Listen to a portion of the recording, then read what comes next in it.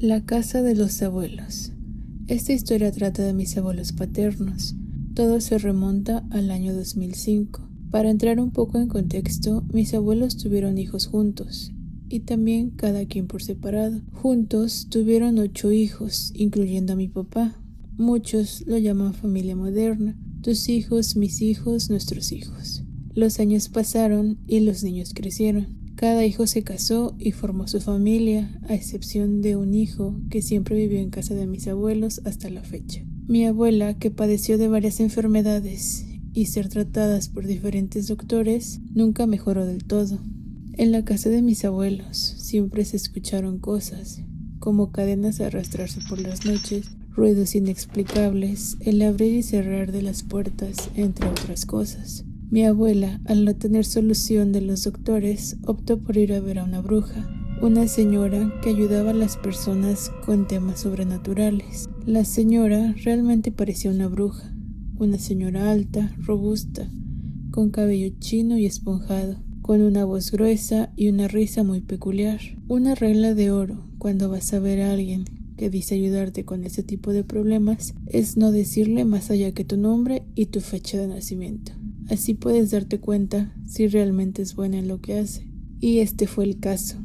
El día que mi papá y mi abuela llegaron a ver a la bruja, ella solo preguntó su nombre y comenzó a barajear las cartas. Comenzó a contar.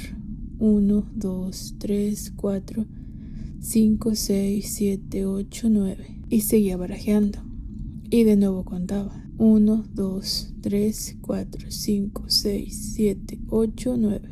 La bruja le comentó que varias personas le querían hacer daño, que llevaban muchos años intentándolo. Le dijo que en las cartas salía que afuera de su casa tenía algo enterrado, que si lo encontraban lo agarraran con cuidado, con guantes y lo llevaran en la siguiente sesión, y que para la próxima vez llevara a mi abuelo para hacerles una limpia juntos. Ese mismo día regresaron y mi papá se puso a escarbar en el mini espacio que tenían afuera de la casa. Y encontró 2 muñecos de tela. No tenían nombre ni foto. Solo eran muñecos más pequeños que la palma de la mano, hechos de tela con alfileres enterrados. En la siguiente sesión los llevaron, y también iba mi abuelo acompañándolos. En esta ocasión iban mis papás, mis abuelos y unos tíos hermanos de mi papá. La bruja comenzó a barajar sus cartas y a contar nuevamente. 1, 2, 3, 4, 5, 6, 7, 8, 9. Les pidió separar las cartas y escoger un montón. Ellos escogieron y de nuevo comenzó a contar. 1, 2, 3, 4, 5, 6, 7, 8, 9.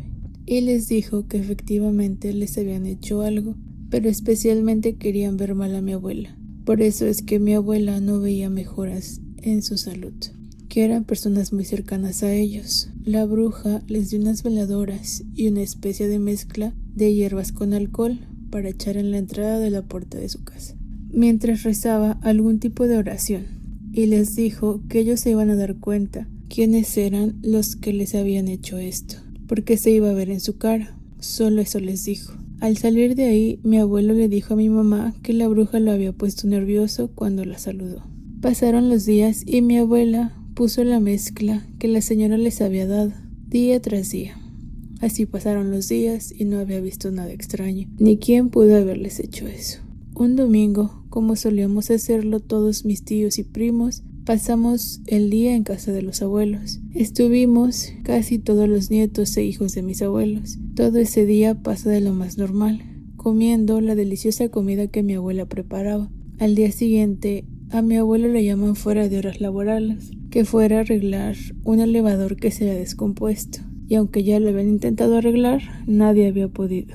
Y era muy importante, ya que él trabajaba de mantenimiento en el hotel del pueblo. Mi abuelo fue, y lo único que sé en esta parte es que mi abuelo murió asfixiado por el elevador. Esta pérdida para mi familia fue muy fuerte, ya que casi nadie está preparado para pérdidas repentinas como esta. Él era un pilar muy importante para mi familia, y como es de costumbre hacerse en los pueblos, se hizo el velorio en casa de mis abuelos. Y poco a poco, toda la familia fue llegando. Hijos, primos, hermanos, sobrinos, familia lejana. Y las únicas personas que llamaron la atención fueron las hijas de mi abuelo. Llegaron con rebozos envueltos en la cabeza, mientras se sostenían el cabello, tratando de cubrirse la cara. Llegaron llorando y gritando por la pérdida de su papá, pero lo que más veían mis tías y mi mamá fue cómo trataban de taparse la cara. Era muy notorio. En un punto del velorio ya era imposible taparse. Es ahí donde se dieron cuenta que llevaban la cara, como si algo las hubiera quemado. Una de mis tías les preguntó que qué les había pasado, que por qué tenían la cara manchada, y ellas solo se limitaron a contestar que eran manchas de sol. Nadie les dio más importancia, ya que tenían que hacer varios trámites del velorio y lo del entierro. Pasan los días, pasa el novenario y vuelven a ver de nuevo a la bruja. Mi abuela le dice que no había podido ir antes, porque mi abuelo había fallecido. En ese momento la bruja le dijo que ella pudo ver la muerte en sus ojos. Por eso es que él se había puesto nervioso en la sesión anterior. Y también llegaron a la conclusión de que las hijas de mi abuelo son las que le habían hecho el trabajo para que mi abuela sufriera, como ellas habían sufrido por no haber crecido con su papá. Ellas querían que algo le pasara a ella, querían que realmente sufriera. Les dijo que ellas habían pagado mucho dinero por hacer esos trabajos, que el trabajo que ellas habían hecho ella no lo podía revertir, así que los mandó con su maestro, en un lugar a muchas horas de ahí en la Sierra de Guerrero. Lo que pasó con el brujo nunca nos lo contaron, pero en este punto se puede decir que el trabajo que hicieron las hijas de mi abuelo no funcionó. Bueno, o funcionó al separar a mis abuelos, pero no como ellas quisieron. Ellas perdieron a su padre y mi abuela vivió muchos años más. Entonces concluimos que a la que querían dañar era solo a mi abuela, ya que se mantuvo enferma, pero al final al único que dañaron fue a mi abuelo. Noche de tormenta. Era una fría noche de tormenta.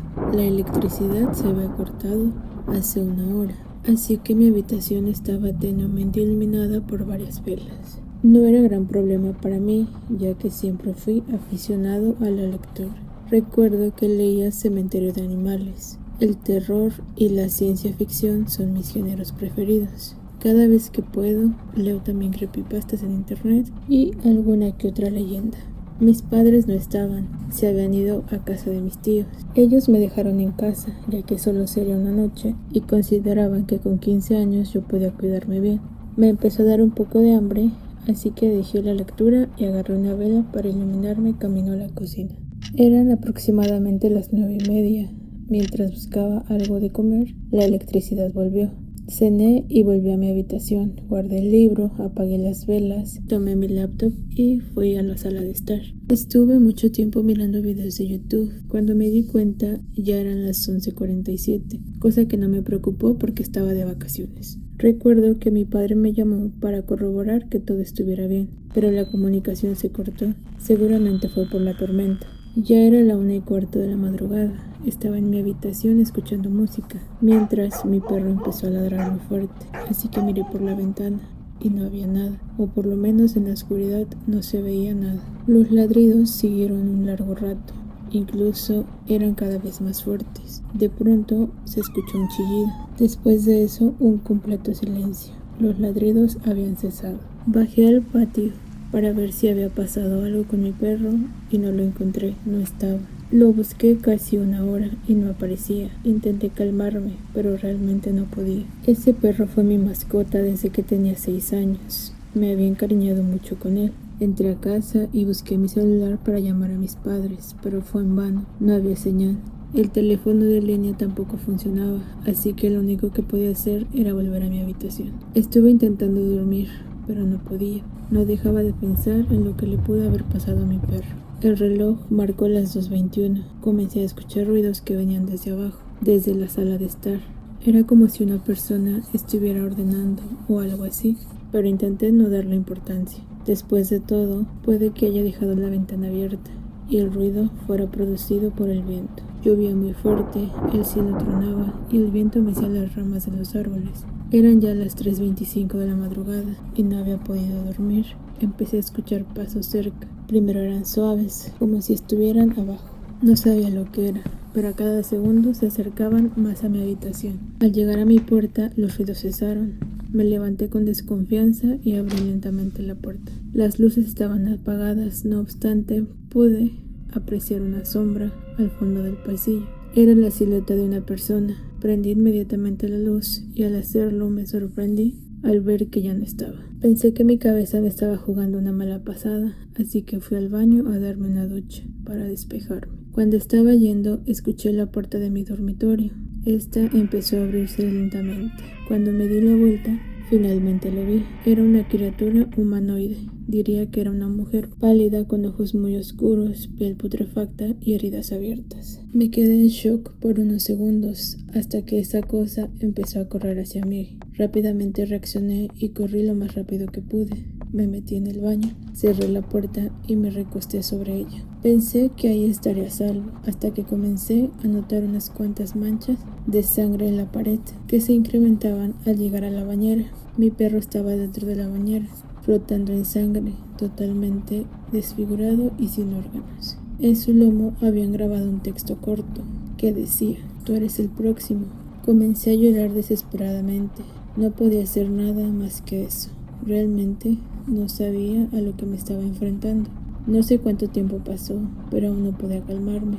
Empecé a escuchar pasos tras la puerta y seguido de eso golpes fuertes. Antes de que pudiera reaccionar, la criatura me encontró y me tomó del cuello. En el forcejeo me golpeé la cabeza con el vidrio del botiquín, el cual se rompió. Me estaba asfixiando y para colmo mi cabeza empezó a sangrar.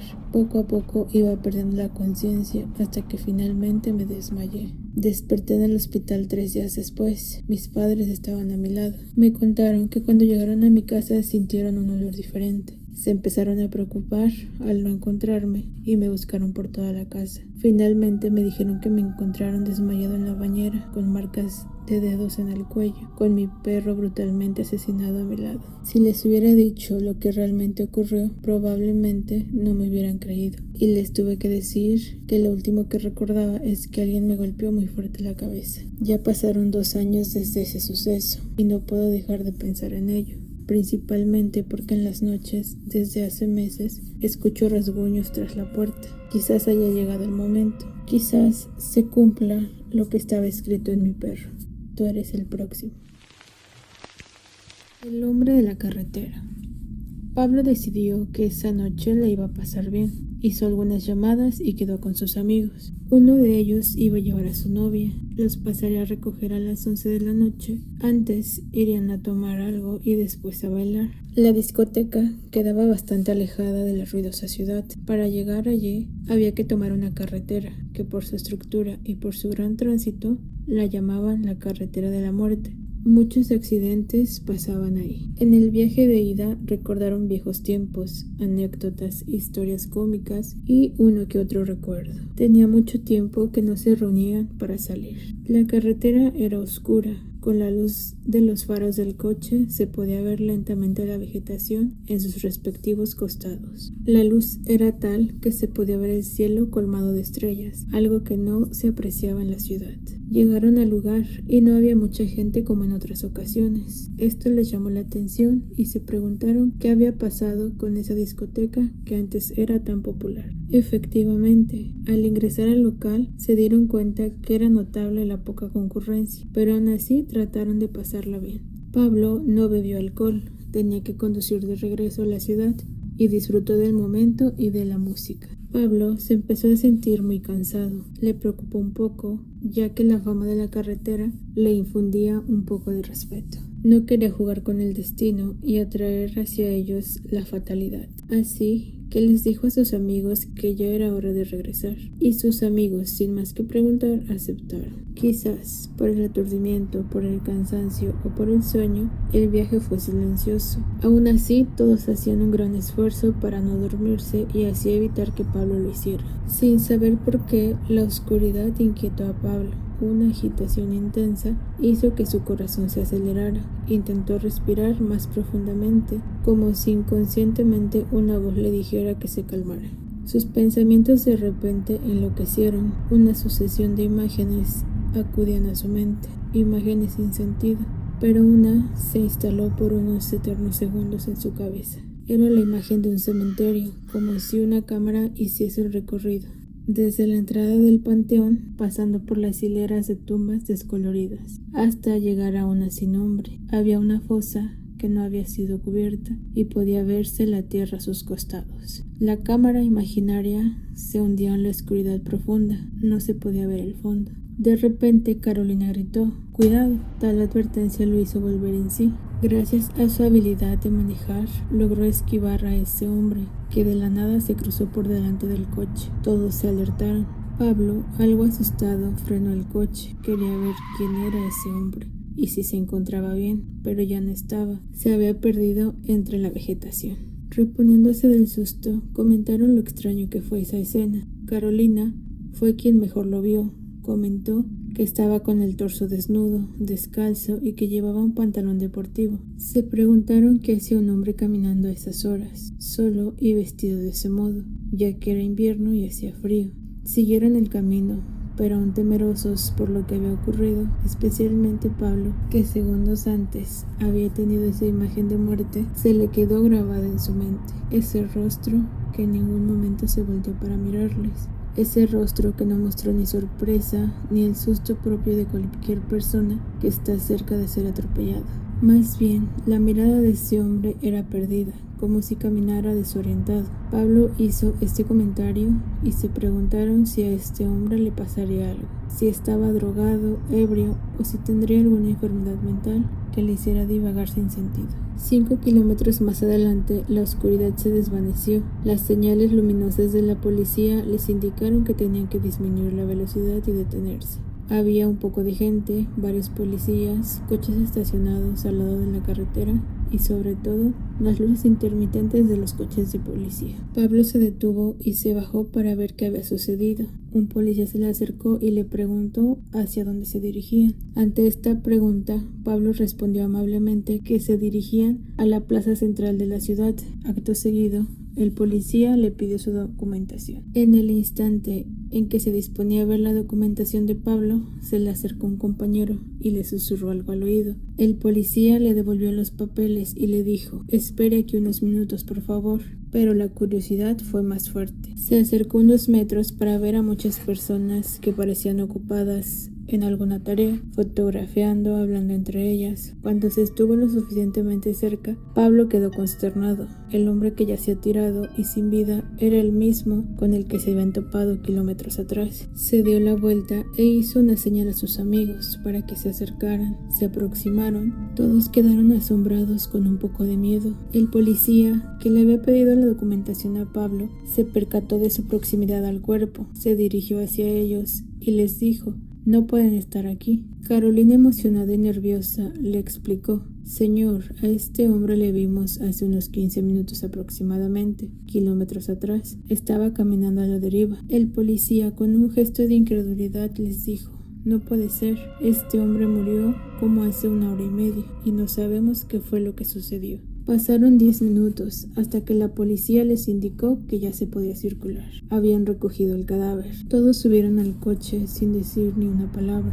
Pablo volvió a tener la misma imagen, pero esta vez se podía ver el nombre grabado en la lápida de esa fosa vacía: Daniel García. Quería volver pronto a su casa y descansar. Sentía que lo que había sucedido era solo un sueño de mal gusto. Llegaron por fin a la ciudad. Pablo fue dejando a cada uno de sus amigos en sus casas y cuando él regresó a la suya, inmediatamente se acostó y se quedó dormido. Al día siguiente se despertó como cualquier domingo, se sentó, desayunó, tomó el diario. Sus ojos leían y leían: deportes, economía, noticias internacionales, sección policial. Extraña muerte de un hombre en la carretera. Daniel García fue hallado muerto en extrañas circunstancias esta madrugada en la carretera. Esta historia está basada en un hecho real, ocurrido un domingo en la madrugada del año de 1998, cuando un grupo de jóvenes regresaban de una discoteca en Tucumán, Argentina. Le pagué a una bruja para que me dejara ver cómo se transformaba en ave. Hace 15 años, cuando estaba en la preparatoria, apliqué para el equipo de fútbol. Ahí conocí a Luis, un muchacho de Veracruz que vino a Nuevo León a estudiar la preparatoria. Él vivía en una zona semirural en casa de su abuela, en un ejido a las afueras, donde hay varios ríos y bosques. Entre entrenamientos nos hicimos amigos. En una plática de cosas paranormales, él hablaba mucho de cosas que le pasaron en Veracruz. Me dijo que su abuela era bruja y que ya tenía 5 años viviendo aquí porque ella le había ayudado a un señor que andaba en malos pasos. Ella le ayudó con trabajos de brujería y él en compensación le compró un terreno y ahí construyeron su casa. Yo, como nunca he visto un fantasma ni nada por el estilo, le pregunté que si podía decirle a su abuela si me dejaba ver alguno de sus rituales. Aunque él me platicaba sus historias con mucha seguridad, yo seguía escéptico. Para mi sorpresa, al pasar los días me dijo que sí, que no había ningún problema, que fuéramos a su casa, pero que tendríamos que pasar a comprar las cosas que ella ocupaba. Ese día nos fuimos en su moto. Llegamos a una tienda muy cerca del río, por donde vivían, y compramos 3 botellas de alcohol y una caja de cigarros.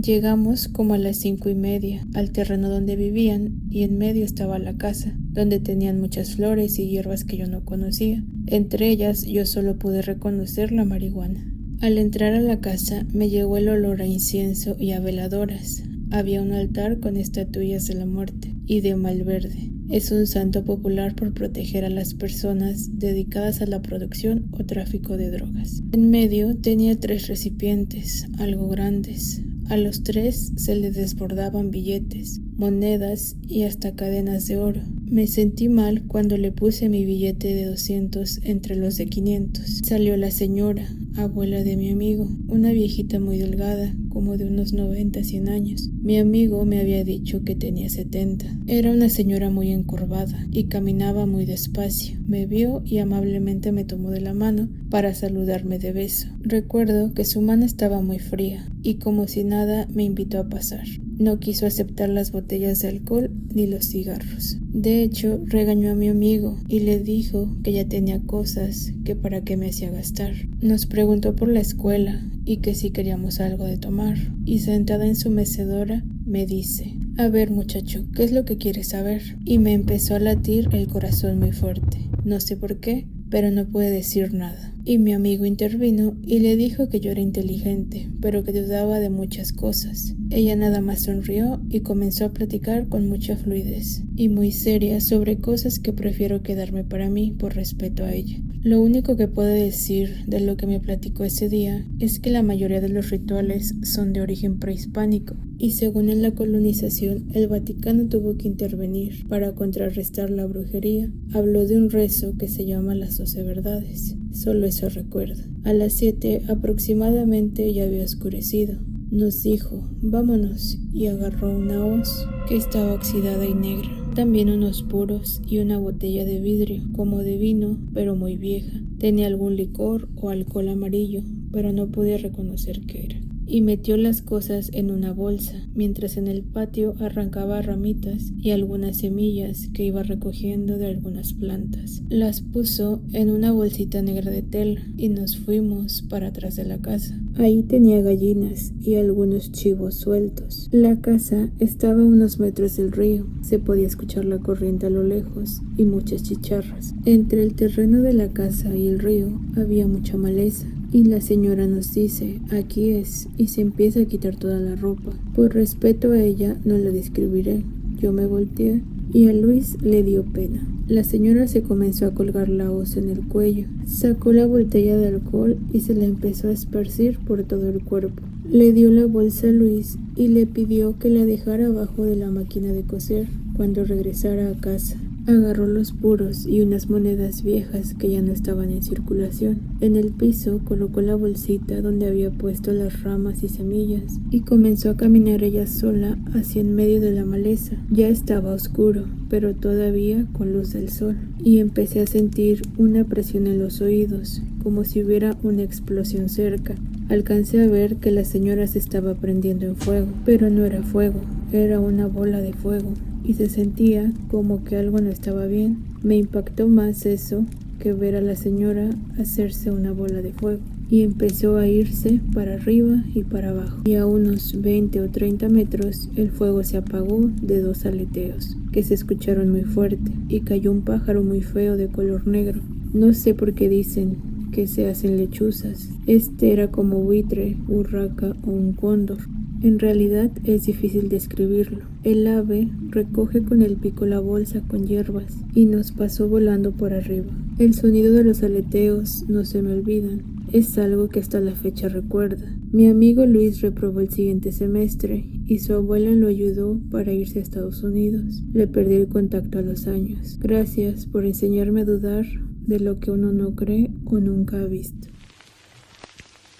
El costalito. Me llamo Miguel y soy de León, Guanajuato. Desde niño mi madre me inculcó la devoción a San Juan de los Lagos y cada año hacíamos una peregrinación para agradecer los favores recibidos. Esta vez decidí hacer un viaje solo, a pie, como una tradición que se realiza cada año. Después de horas caminando bajo el sol, mis pies me dolían y sentía un gran cansancio en los hombros. Pero cuando vi las torres de la iglesia a lo lejos, sentí un poco de alivio. Sabía que estaba cerca. Unos metros antes de llegar, una anciana apareció a mi lado. Tenía el cabello blanco y desordenado. Su espalda estaba encorvada y vestía completamente de negro. Su ropa era antigua y sus ojos estaban hundidos y cansados. Joven, me llamó con voz temblorosa. Vengo de muy lejos y mis pies me duelen. Solo me falta un poco para llegar.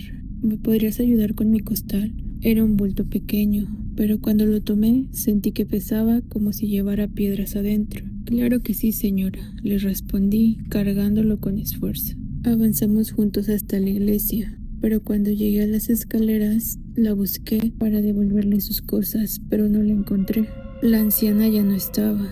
Miré a mi alrededor confundida. ¿Cómo podría haberse esfumado tan rápido? Me pregunté. Algo en mi pecho me dijo que debía llevar el costal al sacerdote. Entré a la iglesia y me acerqué al altar, donde el padre me miró con extrañeza cuando le expliqué lo ocurrido. Me preguntó que en dónde lo había encontrado. Cuando vació el costal en el suelo, me recorrió un escalofrío por el cuerpo. Entre los pliegues de la tela cayó un cráneo y varios huesos humanos. El sacerdote suspiró y dijo en voz baja: no es la primera vez que pasa. Dicen que en este camino hay más muertos que vivos. Desde ese día, cada vez que veo a un peregrino cargar un bulto pesado, no puedo evitar preguntarme qué lleva dentro. Dos amigos. Esta historia me la platicó mi abuelo, en paz descanse. Él vivía en un pueblo en el estado de Tlaxcala, y esto le pasó a dos de sus conocidos. Pedro, que a los 14 años tuvo que empezar a trabajar en el campo por necesidad económica, y Vicente era un muchacho un año mayor que él. Se hicieron muy amigos y siempre estaban juntos. Vicente era un muchacho muy alegre, ayudaba a su familia lo más que podía. En el pueblo todos lo apreciaban. Para Pedro era como un hermano. A pesar de las carencias, Vicente siempre era muy alegre y siempre tuvo una sonrisa para los demás. Aunque a veces se quedaba sin comer, prefería dárselo a sus hermanos más pequeños. Nunca se esperaría que la vida le cambiara de la noche a la mañana.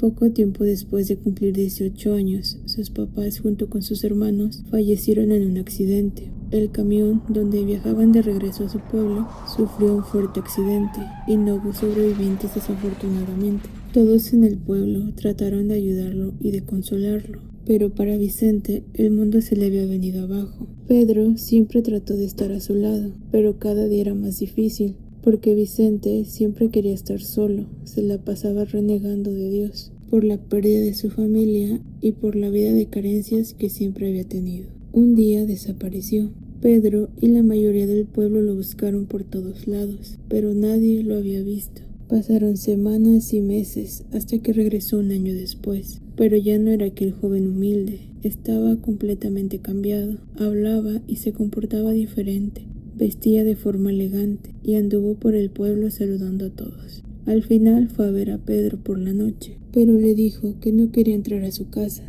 que prefería caminar por el pueblo y llegar a visitar su antigua casa, porque quería regalarle algo. Pedro estaba muy contento por ver a su amigo. A él no le importaba ni su ropa ni su dinero. Tenía muchas cosas que preguntarle y accedió a ir con él. Lo primero que notó de camino a casa de Vicente fue que no vio a ninguna persona ni a ningún animal en la calle. No era época invernal y aún así sentía mucho frío. Pedro tenía mucha curiosidad de saber en dónde había estado su amigo, pero él se negó a responder alguna pregunta, pidiéndole que tuviera paciencia, que ya casi llegaban y que le explicaría todo en su momento. Caminaron mucho tiempo, casi el doble de lo que recordaba, hasta que finalmente entraron a la casa. Era una casa vieja, una casa de adobe, que estaba abandonada y cayéndose por la falta de mantenimiento. Pero Vicente siguió caminando y lo llevó a la parte de atrás, donde tenían unos arbustos secos, y señalándolos le dijo que su regalo estaba ahí, que rascara de abajo y todo lo que encontrara sería suyo y de su familia. Pedro no sabía a lo que se refería. Le pidió explicaciones del por qué se había ido del pueblo, del por qué estaba tan cambiado, pero Vicente solamente le dijo que escarbara un poco para que viera su regalo. Pedro dijo que por la curiosidad y ante la insistencia buscó algo con que rascar y encontró un pedazo de madera. Comenzó poco a poco y a los pocos centímetros sintió algo duro. Con las manos se apoyó y sacó una moneda. Se dio cuenta de que había muchas más. Siguió rascando y notó que estaban dentro de ollas pequeñas de barro. Cuando volteó a ver a Vicente, ya no estaba. Lo buscó por todo el lugar. Lo llamó varias veces, pero parecía que se le hubiera tragado la tierra. Las monedas seguían ahí, pero cuando lo platicó a alguien más, dice que en ese momento sintió mucho miedo y salió corriendo hacia su casa a contarle todo a sus padres. Al principio no le creyeron, pensaron que estaba borracho por culpa de Vicente, pero fue tanta la insistencia que terminaron por regresar a la casa. Cuando llegaron, no había nada. Sí se notaba que habían escarbado, pero no había ningún rastro de las monedas. El padre de Pedro lo golpeó hasta llegar a su casa, pero él no dejaba de decir que todo era verdad. A los pocos días, en el pueblo se empezó a correr el rumor de lo que había pasado aquella noche, gracias a que su mamá lo contó, y muchos fueron a buscar aquella fortuna, pero nadie encontró nada. Todos pensaron que era solamente el cuento de un muchacho que lo había inventado, ya sea por llamar la atención o porque estaba borracho. Pero al año de que vieron a Vicente, Pedro salió de su casa y no regresó. Algunas vecinas contaron que lo vieron ir rumbo a la antigua casa de Vicente, con una pala. Una de ellas fue mi bisabuela. Lo buscaron durante mucho tiempo, pero al igual que su amigo, jamás nadie supo nada de ellos. Muchos dijeron que Vicente vendió su alma y tenía que entregar a su amigo. Otros, que por ser como hermanos, lo llevó ahí para darle fortuna y felicidad. Honestamente no podemos saberlo, pero créanme que cuando me platicó mi abuelo esto y ver su semblante al recordarlo, puedo recordar cómo a mí se me enchinaba la piel. Cuidado con lo que comes. ¿Ustedes creen en la brujería?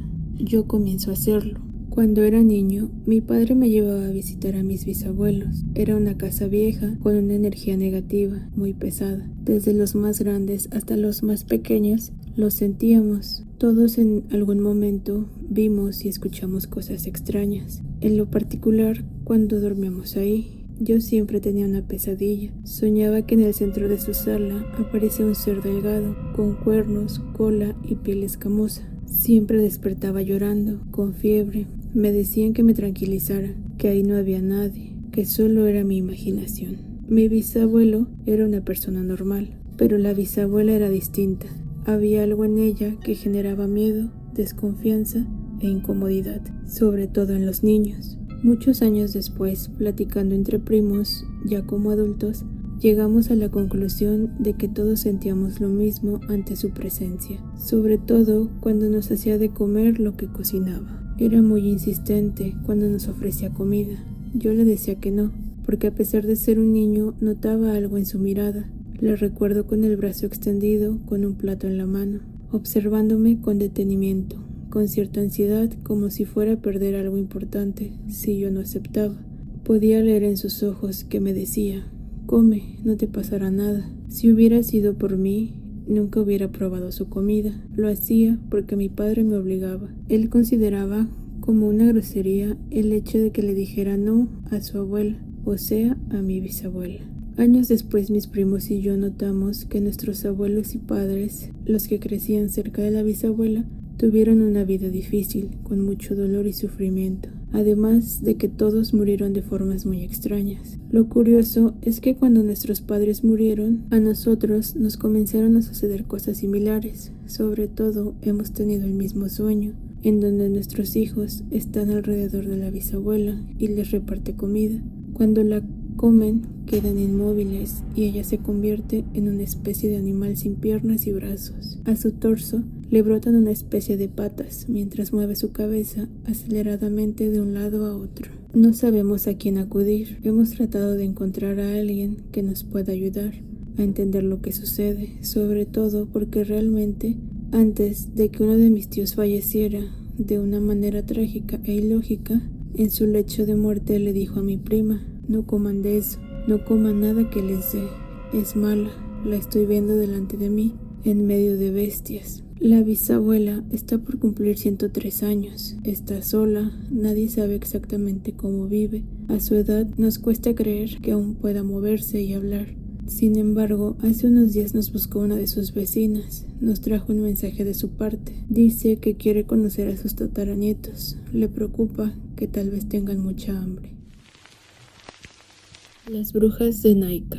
Naica es una ciudad del estado de Chihuahua, situada en el municipio de Saucillo y dedicada a la minería desde el siglo XVIII. Aparte de su destacada producción de plomo y de su famosa cueva de los cristales de selenita, es conocida por ser una ciudad maldita plagada de brujas que se la pasan haciendo daño a otros. Dicen que si las personas no toman las debidas precauciones y se resguardan en sus casas antes de las 10:30 de la noche, es posible que se arrepientan de por vida, si es que viven para contarlo. Se cuenta que las brujas salen de las minas abandonadas en forma de bolas de fuego para llevarse a las niñas. Esta historia habla de María, una adolescente que vivía en Naica, obediente y dulce. Todo el pueblo la apreciaba y la quería. María tenía la costumbre de llevar siempre una flor en el cabello, una camelia. A pesar de su corta edad, María trabajaba en la panadería de don Isidro, un español que había llegado a la ciudad de Naica.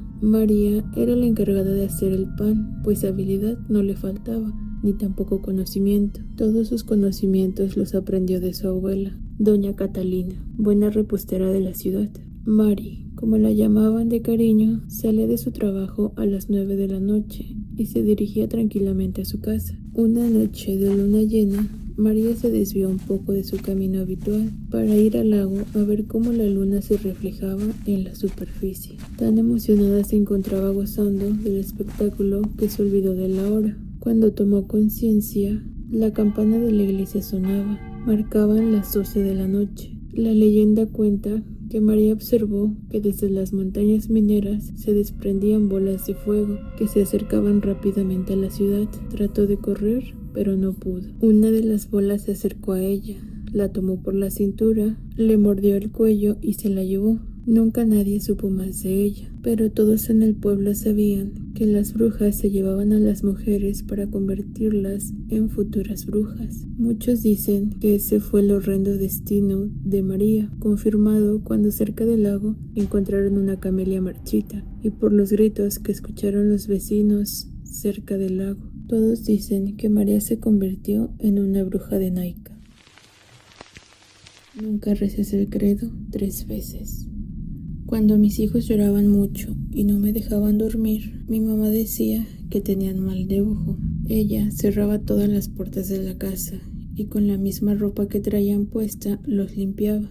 Rezaba 2 veces el credo y al final aventaba con fuerza la ropa a la calle, diciendo: que la Virgen se lleve de regreso toda la mala energía que se pegó a la piel de estos niños. Ella me advertía demasiadas veces que el credo es una de las oraciones más poderosas que existen y rezarla más de 2 veces en una noche, en vez de alejar el mal, atraía algo aún más oscuro que un simple espíritu o bruja.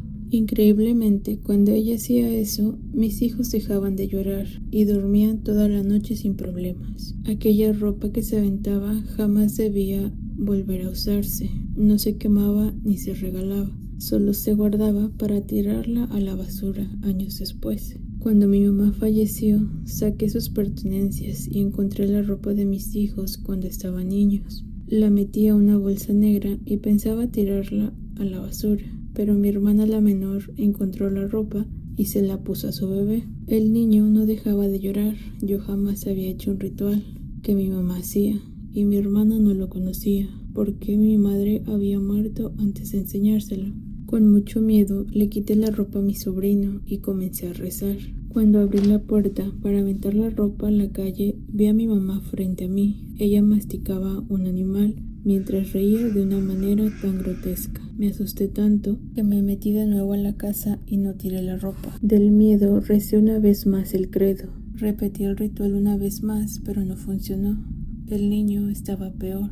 Yo no sabía qué hacer, así que a medianoche lo llevamos con una señora que curaba en el pueblo. Se decía que era una especie de enfermera bruja o algo así. El niño dejó de llorar en el transcurso del camino y cuando llegamos a contarle todo a esa mujer, ella dijo: cometieron el peor error de su vida. Le entregaron el niño al diablo cuando lo sacaron de su casa. El bebé estaba frío y sin vida y ella ya no nos pudo ayudar.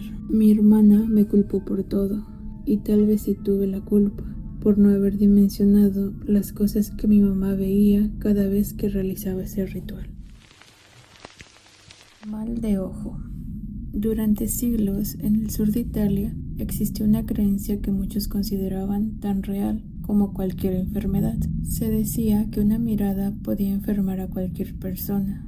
En muchas regiones de la antigua Magna Grecia, esta idea se conocía como mal de ojo, una fuerza invisible que podía surgir desde la envidia, el deseo o incluso desde una admiración excesiva. Cuando alguien comenzaba a sentirse extraño sin causa clara, algunos pensaban que había sido víctima de este mal.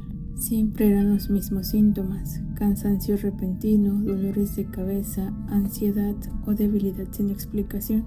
Después de acudir con los doctores y no tener ningún resultado favorable, acudían con otra figura muy concreta. Podía ser una abuela, una madrina o una mujer del pueblo que conociera el antiguo ritual del encantamiento. El rito podía realizarse en cualquier lugar, dentro de una casa o al aire libre.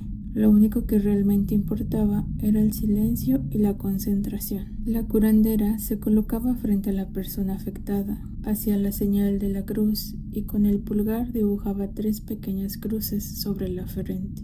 Después comenzaban las oraciones, pero no eran oraciones comunes, eran fórmulas transmitidas en secreto, aprendidas de generación en generación y nunca escritas en un libro, a excepción de 2 oraciones muy conocidas, el Ave María y el Padre Nuestro. Durante el ritual podía ocurrir algo curioso. Si la mujer que realizaba el encantamiento bostezaba mientras recitaba el Ave María, se interpretaba que el mal provenía de una figura femenina. Si el bostezo aparecía durante el Padre Nuestro, se pensaba que el origen era masculino. Para quienes practicaban este rito, aquel gesto era una señal, una pista sobre quién había lanzado el mal, pero el verdadero misterio estaba en cómo se transmitía ese conocimiento. Las curanderas casi nunca explicaban el ritual completo. Cada una tenía su propia fórmula y según la tradición solo podía enseñarlo a 3 personas a lo largo de su vida.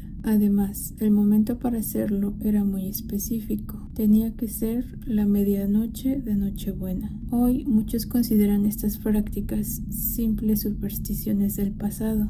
Sin embargo, durante generaciones formaron parte de la vida cotidiana de muchos pueblos del Mediterráneo, donde lo espiritual, lo cultural y lo mágico convivían sin fronteras claras. La historia demuestra que cada sociedad crea sus propias formas de explicar aquello que no se puede comprender del todo.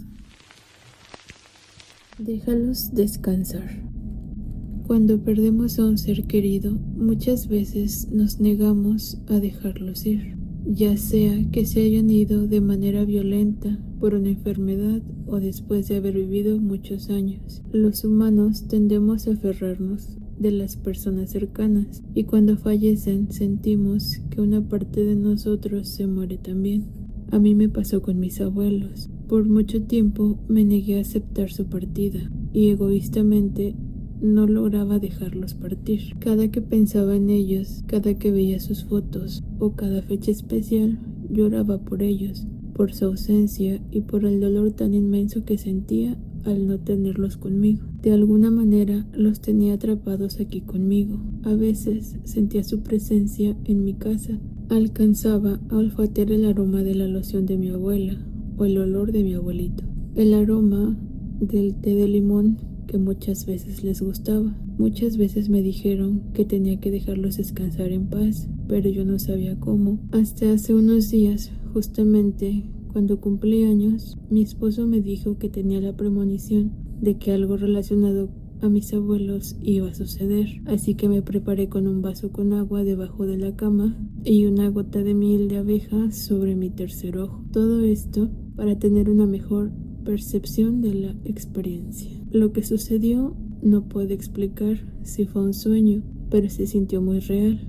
Alrededor de las 2 de la mañana tuve un episodio muy extraño. Me encontraba en mi cama, ahí en la oscuridad recostada, como cualquier otra noche, cuando sentí la presencia de mis abuelitos. Fue muy raro porque no los vi, pero los sentí, y no los sentía en un sitio en específico de mi habitación, sino en todos lados, a mi izquierda, a mi derecha, enfrente de mí o arriba de mí. No recuerdo con exactitud quién empezó a hablar, si ellos o yo. Lo único que recuerdo de manera muy difusa es que les pedí perdón. Les supliqué que me perdonaran por haberme alejado de ellos. Les dije que los extrañaba mucho, que me sentía muy culpable y que los quería mucho, que habían sido parte muy importante de mi vida y que me lastimaba mucho pensar que en los últimos años yo había estado tan lejos de ellos. Entonces ellos me hablaron, no escuché sus voces, pero en mi mente sabía lo que me estaban diciendo. Me dijeron que me perdonaban, que ellos también me querían y que habían venido por última vez, porque era hora de hacer un cierre. Me dijeron que era hora de dejarlos ir para dar el siguiente paso espiritual, para acercarse más a Dios. Me dijeron que eso no significaba que iban a desaparecer y que siempre que yo quisiera hablarles, ellos iban a escucharme y que siempre iban a estar conmigo. Sentí mucha paz, me sentí dichosa de escucharlos por última vez y de saber que estaban en paz. Por último, tuve la visión de mi abuelita regalándome un rosal. Me dijo que vaciara el vaso con agua que estaba debajo de mi cama en la maceta donde tenía plantadas las estacas del rosal. Luego se despidieron y me reiteraron que siempre que hablara con ellos iban a escucharme. Entonces sentí un hormigueo en todo mi cuerpo, como una ola de energía que me recorría todo el cuerpo. Y entonces dejé de sentir la presencia de mis abuelos. Una sensación de vacío comenzó a estremecerme y sentí miedo. Entonces me incorporé en la cama y presté atención a todos los ruidos nocturnos. No sé por qué sentía miedo, pero entonces me volví a acostar y me quedé dormida. Desde ese momento pude pensar en ellos sin sentirme mal. Pude ver sus fotografías sin derramar lágrimas por ellos. He quedado en paz y he sido capaz de dejarlos ir para que den el siguiente paso, como ellos mismos lo dijeron. Como dato curioso, llevaba más de un año plantando estacas de rosal sin éxito. Al día siguiente de vivir esa experiencia, regué la maceta de las estacas con el agua del vaso que me indicó mi abuela, y después de 2 semanas, las estacas comenzaron a enraizar y a salirles ramificaciones y hojas nuevas. Creo que mi abuelita me dejó un último regalo, un par de rosales como los que a ella tanto le gustaban. A partir de entonces, y gracias a esta experiencia, puedo decir con seguridad que me siento bendecida y muy feliz por todos los años que tuve a mis abuelos conmigo. En lugar de sentirme triste porque ya no están, escuchar en ellos mismos que ya es hora de dejarlos ir para dar el siguiente paso fue lo que me ayudó a hacer un cierre y por fin estar feliz y por fin estar en paz. Voces en la oscuridad. Una tarde, al regresar de la secundaria, me quedé solo en casa. Mis padres trabajaban mucho, por lo que era muy común estar solo por horas o días. Esa mañana no sabía que estaría solo en casa. Estaba muy emocionado porque acababa de conseguir una memoria USB con el Neo Geo instalado gracias a un buen amigo. Sonó el timbre de salida y corrí a la tienda antes de salir de la escuela para comprar algunas botanas. Enseguida busqué el carro de mis padres y me llevaron a casa. Me dijeron que estaría solo hasta el anochecer. Eran como las 3 de la tarde, así que encendí la laptop que teníamos entre la sala y el comedor. Comencé a buscar entre los cientos de juegos del catálogo y a jugar los que llamaban mi atención. Ya conocía algunos de los juegos, por lo que solo los jugué un poco y me dispuse a buscar otros que no conocía, para ver si lograba encontrar un nuevo juego favorito. Los segundos se convirtieron en minutos y los minutos en horas, por lo que rápidamente perdí la noción del tiempo. Donde me encontraba, habían 2 entradas de luz natural. En la sección de la sala, un ventanal prácticamente de la altura del muro y tal vez unos 4 metros de largo. Por su parte, en la zona del comedor, una ventana de 1,5 metros por 3 de largo aproximadamente. Claro que también llegaba luz de un pasillo que conecta esa habitación con el resto de la casa, y de la puerta de la entrada, que a pesar de ser pesada, de madera y sin cristal, aún pasaba algo de luz por su contorno. Hubo un momento, mientras jugaba, que pude notar cómo la luz a mi alrededor se transformaba en oscuridad poco a poco. No le di importancia, simplemente supuse que estaba anocheciendo y tal vez estaría muy nublado. No sé, solo no pensé mucho en ello y seguí jugando. Mantenía un volumen bajo todo el tiempo. Al estar solo, sabía que era importante estar atento a mi entorno, al menos escuchar lo que pasaba. Nuevamente perdí la noción del tiempo. Solo continué jugando y descubriendo muchos juegos que no conocía, ganando algunas partidas y perdiendo unas cuantas. De pronto, un escalofrío recorrió mi cuerpo. Me invadió una sensación horrible, como si de alguna manera sintiera que algo muy malo estaba por ocurrir. De reojo, noté que ya casi no había luz a mi alrededor. La única luz en la habitación provenía de la laptop y por alguna razón no se lograban ver ni siquiera los objetos cercanos a mi ubicación, como la mesa del comedor o los sillones de la sala o los muros, ni siquiera la mesa donde se encontraba la laptop. La oscuridad se apoderó de casi todo en la habitación. Pausé y me salí del juego. Me quedé en silencio un momento. Estaba nervioso, cuando de repente noté que distintas voces provenían de diferentes ubicaciones en la oscuridad. ¿Cuánto tiempo llevaban esos sonidos en la habitación? No lo noté hasta ese momento. Me levanté de la silla, tallé mis ojos y giré tratando de ver algo, pero estaba sumergido en la oscuridad. Incluso estaba absorbiendo la poca luz que provenía de la laptop. Mi corazón latía muy rápido. Las voces se hacían cada vez más notorias, como si se acercaran cada vez más. Corrí hacia donde recordaba que estaba la puerta y buscando la perilla al tacto, logré dar con ella, pero fue totalmente en vano. La puerta parecía sellada.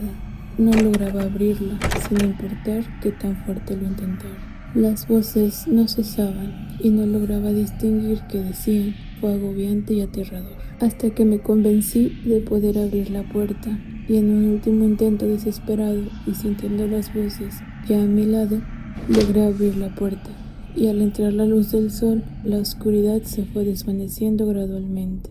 No fue de inmediato, pero tampoco fue muy lento. Al salir de la casa me percaté que apenas eran las 5. Aún había sol, no había ni una sola nube a la vista, y el simple hecho de haber salido de esa tétrica oscuridad me hacía sentir agradecido de estar bajo la luz y poder ver nuevamente a mi alrededor. Tardé unos minutos en volver a entrar y solo podía pensar en esas voces. Lo que decían algunas se escuchaban como lamentos. Duendes de medianoche. En 1992, cuando tenía 12 años, mi abuela compró una casa cerca de un río, en un pequeño pueblo del país. Era un pueblo chico, con no más de 15 casas a lo largo de todo el camino de tierra. La casa que había adquirido mi abuela había estado abandonada durante mucho tiempo, por lo que mi mamá, mis 2 primos y yo viajamos hasta allí para ayudar a limpiarla y hacerla habitable. Para nosotros todo era un juego. A pesar del polvo y las telarañas, cada rincón de aquella casa vieja nos parecía un mundo nuevo por descubrir. Las tardes transcurrían entre risas y diversión. Nuestra abuelita, con su cariño inagotable, nos llevaba al río mientras mi mamá preparaba la cena. A mis primos y a mí nos encantaba jugar en el agua y sentir la corriente refrescante en nuestra piel. Sin embargo, lo que al principio parecía un paraíso infantil, pronto se convertiría en el escenario de un misterio que me perseguiría toda la vida. Una tarde, mientras jugábamos en el río, mi abuelita decidió no meterse. En su lugar se sentó sobre una gran roca sumergiendo solo los pies, disfrutando de la brisa cálida y del atardecer. De repente apareció un hombre extraño, caminando lentamente por la orilla. Llevaba 2 burros que cargaban leña y vestía de manera inusual. Su cuerpo estaba completamente cubierto por ropa gruesa y un enorme sombrero de paja le tapaba casi todo el rostro. Aquella vestimenta nos pareció extraña, considerando el calor sofocante del lugar. El hombre se detuvo junto a mi abuela y con voz profunda le advirtió que no debíamos permanecer en el río después del anochecer. Su tono era serio, casi amenazante. Después de decir esto, continuó su camino y desapareció entre los árboles. Mi abuelita nos dijo lo que aquel hombre le había dicho, pero nosotros, incrédulos y traviesos, nos burlamos de la historia y no le dimos importancia. Cuando llegó la noche, aprovechamos que mi mamá y mi abuela estaban platicando en la cocina para escaparnos de la casa y regresar al río. El paisaje había cambiado. La luna llena iluminaba el agua con un resplandor espectral y el reflejo de las estrellas creaba un ambiente irreal. No se oía nada, salvo el murmullo del río y el lejano canto de los grillos. Nos detuvimos un instante, sintiendo un escalofrío recorrer nuestro cuerpo. Pero mi primo mayor rompió el silencio al lanzarse al agua y animarnos a seguirlo. No sean miedosos, entren al agua, gritó con entusiasmo. Al principio todo parecía normal, nos reíamos, salpicábamos el agua y disfrutábamos de esa aventura. Sin embargo, el ambiente se tornó inquietante cuando sucedió algo inesperado. De la nada, piedras comenzaron a caer cerca de nosotros, salpicando el agua con fuerza. Miramos a nuestro alrededor, buscando al responsable, pero no había nadie. Debe ser mi abuela, queriendo asustarnos, susurró uno de mis primos. Entonces una voz grave y rasposa nos sobresaltó. Salgan del río, chamacos tontos. Buscamos desesperadamente el origen del grito, pero todo seguía desierto. Solo entonces notamos una figura pequeña sobre una gran roca. Era un hombrecito de altura diminuta, con un rostro viejo y una expresión de enojo. Nos quedamos paralizados, sintiendo que su mirada atravesaba nuestro ser. Antes de que pudiéramos reaccionar, algo aún más aterrador ocurrió. La corriente del río cambió bruscamente y un remolino se formó en el agua. Sin darnos tiempo a reaccionar, mi primo mayor fue arrastrado hacia las profundidades. Gritó con todas sus fuerzas, pero en cuestión de segundos desapareció bajo la superficie. Con el corazón latiendo al 1000, dirigí mi mirada nuevamente a la roca, y lo que vi me dejó sin aliento, ya que no era solo un hombrecito, sino varios. Susurros llenaban el aire, como si hablaran entre ellos en un idioma que no entendíamos. Su presencia nos paralizaba, como si una fuerza invisible nos impidiera movernos. No recuerdo cómo logramos escapar, solo sé que de alguna manera llegamos corriendo hasta la casa de mi abuela. Empapados y temblando de miedo, ella al vernos en ese estado nos regañó y nos preguntó por mi primo mayor. Con la voz entrecortada, le contamos lo que había sucedido. De inmediato, mi mamá, mi abuelita y un vecino salieron a buscarlo, pero la oscura noche no era de mucha ayuda. La búsqueda duró días y finalmente, después de una semana, encontraron el cuerpo de mi primo río abajo. El cuerpo representaba signos de haber sido torturado. Desde aquella noche jamás volví a acercarme al río. Lo que ocurrió ahí dejó una cicatriz imborrable en mi memoria. A veces intento convencerme de que todo fue un mal sueño, una terrible pesadilla de infancia, pero cada vez que cierro los ojos y recuerdo aquellos pequeños seres sobre la roca, sé que lo que vi fue real, y lo peor de todo es que jamás entendí por qué se llevaron a mi primo.